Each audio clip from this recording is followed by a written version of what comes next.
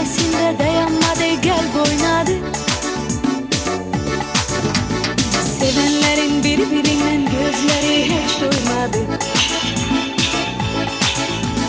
Hamı gezer yarısını, koca gezer garısını gezer. Hey yaradı sevgilisi, sevenlerin bakışları.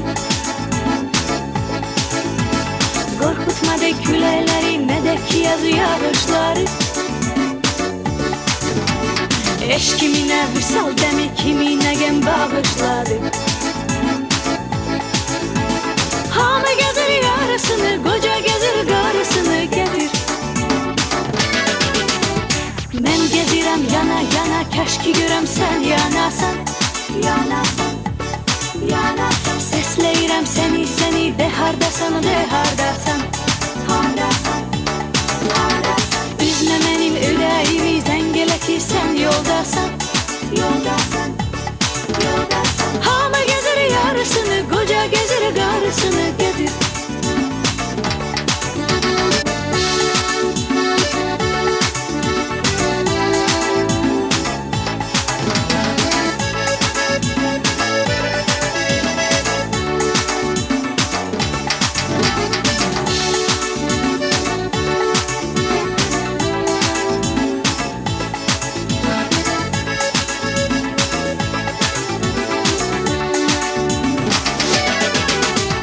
Komşumuzun bir oğlu var, teze 5 yaşa çatmıştı.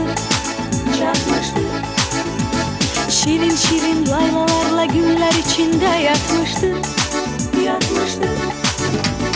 O bahçeye gelir, hele bahçede yarın tapmıştı. Hamı gezer yarısını, koca gezer garısını getir.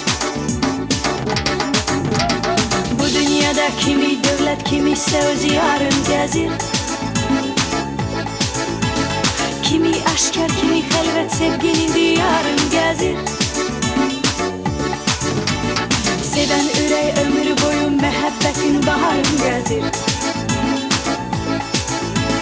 Hamı gezer yarısını, koca gezer garısını gezir.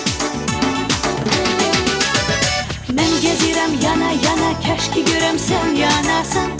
Yanasan, yanasan. Sesleyirem seni seni, de hardasan, de hardasan. Hardasan, hardasan. Üzme benim yüreğimi, zengele ki sen yoldasan. Yoldasan, yoldasan. Hamı gezer yarısını, koca gezer garısını gezir. Hamı gezer yarısını, koca gezer garısını. Hamı gezer yarısını, koca gezer garısını. Keşke bütün sevenler öz arzusuna tek çataydı. Derdi gemi unutarak sevinç içinde bataydı.